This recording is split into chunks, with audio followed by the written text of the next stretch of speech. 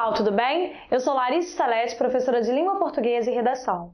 Na aula de hoje, nós vamos falar um pouco sobre as relações de interdisciplinariedade como fundamentadora dos argumentos selecionados para o desenvolvimento do nosso texto. Obviamente, eu não vou falar aqui que vocês precisam ficar decorando citações, que vocês precisam estudar várias abordagens filosóficas, sociológicas. Não, a minha ideia é trazer um apanhado bastante contundente, mas ao mesmo tempo também não tão grande assim, que vocês podem se utilizar em vários outros textos, para diversos temas, certo? Fiquem atentos. Muito melhor que decorar citações, por exemplo, é você saber o sentido construído por aquele filósofo em determinada abordagem. Isso é importante justamente porque aqui você faz normalmente a paráfrase. Parafrasear é melhor para você ocupar suas linhas, já articulando pensamentos externos com as suas abordagens de fato, pessoais, para não parecer que você perdeu tempo falando demais sobre o que o outro pensa e que não tem argumento próprio sobre aquilo, certo? Para isso, na aula de hoje, eu selecionei 5 abordagens filosóficas que acho bastante contundentes para vários temas. E depois é importante que vocês tentem treinar isso à medida que forem escrevendo redações, certo? Vamos começar aqui pelo filósofo francês de Michel Foucault. Galera, o que o Foucault nos diz? Ele vai falar sobre questões de relação de poder. Aqui é bem interessante porque ele sai um pouco dessas determinações do senso comum. Se nós pensarmos de um modo geral, as pessoas tendem a falar que existe numa sociedade uma superioridade em que as pessoas que detêm capital, alguma forma de aparição ou ascendência social, são aquelas detentoras do poder. O Foucault vai dizer que, na verdade, esse elemento aqui, ele condiz com todas as relações humanas. Ele é inerente ao ser humano, ou seja, todo mundo tem alguma referência de dominação. E automaticamente, esse poder vai se potencializar no momento em que as pessoas tiverem junto a ele outras manifestações. Aí sim, econômicas, sociais e tudo mais, certo? Mas o que é importante aqui da teoria dele? O poder é inerente ao ser humano. Nós temos essa necessidade de dominação, de estarmos acima do outro, e isso vai gerar uma série de disputas. E automaticamente, aqueles indivíduos que não conseguem ter essa articulação vão criar uma resistência, que é o que eles chamam de contrapoder. Ou seja, vocês podem articular isso aqui em todos os temas que retratarem as minorias sociais, certo? Porque elas normalmente vão se equilibrar em movimentos de luta, de combates, que serão formas de contrapoder. Como vocês podem observar, o próprio movimento feminista na nossa sociedade. Ele tenta se reequilibrar, tendo em vista uma histórica ascendência do homem em relação à mulher, por uma referência de dominação, de controle, o próprio machismo muito instaurado na sociedade brasileira, que vai gerar resistências. E essas resistências, marcadas pelas minorias, vão ser justamente esse contrapoder que ele vai tematizar.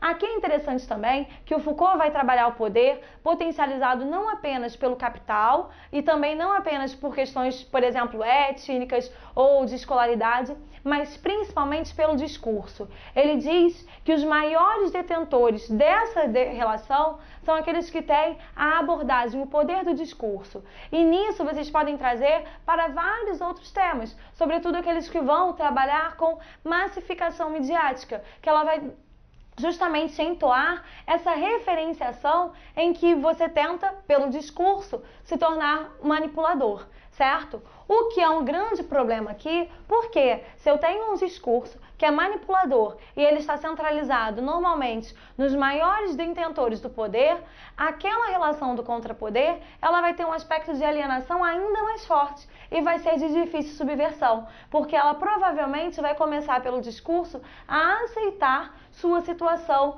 mísera ou de rebaixamento. Cria-se aqui então uma aceitabilidade social de acordo com a sua situação de oprimido. Depois disso, nós vamos falar sobre a referenciação do Rousseau no que tange o contrato social. Ele diz o seguinte, que nós temos um equilíbrio social que se tange por relações de direito e dever. No entanto, como que isso vai se estabelecer? Nós, cidadãos, temos vários deveres e que depois de fazermos esses deveres, ao Estado cabe a garantia dos nossos direitos, certo?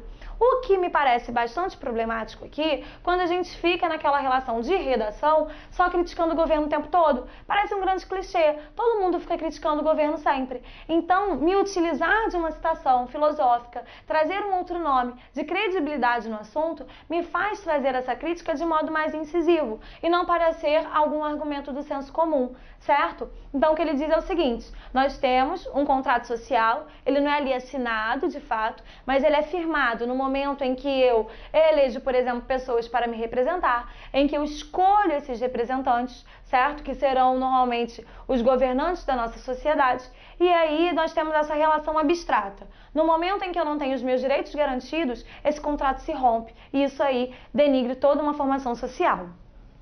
Após isso, vamos falar sobre as concepções de Simone de Beauvoir. Ela é bem interessante e ficou em alta, sobretudo por ter caído em uma questão de prova de ciências humanas do Enem. Mas a Simone tem duas grandes afirmações.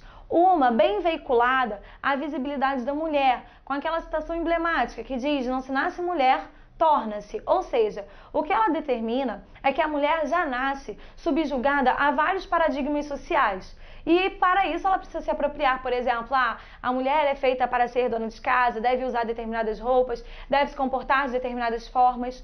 No entanto, a mulher, de fato, para conseguir ser o que quer ser e subverter todo esse paradigma, ela precisa, desde seu nascimento, já estar ancorada em movimentos de resistência. Então, é nessa abordagem que a Simone vai falar que essa visibilidade de mulher é uma concepção muito mais social do que fisiológica, certo? Porque ela tenta desequilibrar uma sociedade que pega o machismo.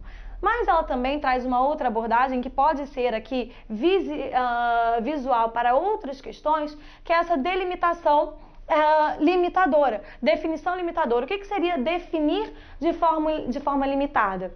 Aqui, queridos, é o seguinte: olha só, nós sempre nascemos e várias pessoas tentam definir nossos comportamentos. Seja, por exemplo, quando você é criança precisa ser disso, isso e isso, homem precisa ser assim, assim, assim, mulheres precisam ser de outro jeito.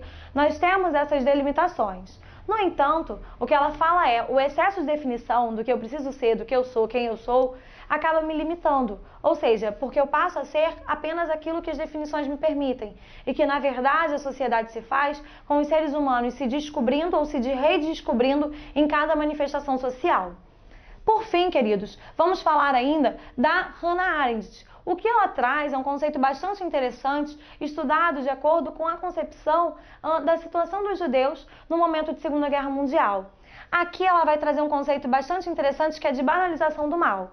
O que isso me diz? Queridos, olha só, de um modo geral, quando a gente fala sobre discursos de judeus ou discursos de nazistas, nós observamos que normalmente existe um discurso de vitimização, certo? Atrelado a um de poder.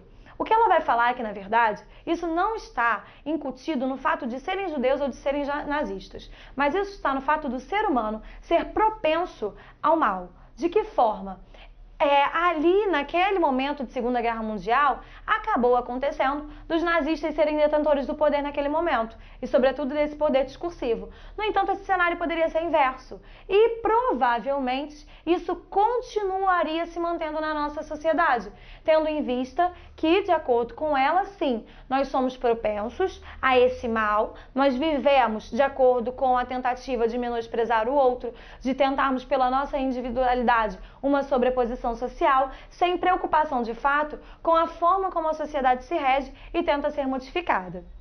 Por fim, queridos, vamos falar ainda de Aristóteles. Bastante interessante a concepção dele, porque ela vai permear, inclusive, o nosso texto constitucional. De acordo com ele, nós precisamos tratar os iguais nas medidas de suas desigualdades e os desiguais na medida de suas desigualdades. O que isso significaria? Que o excesso de igualdade talvez não assole de fato a relação de justiça.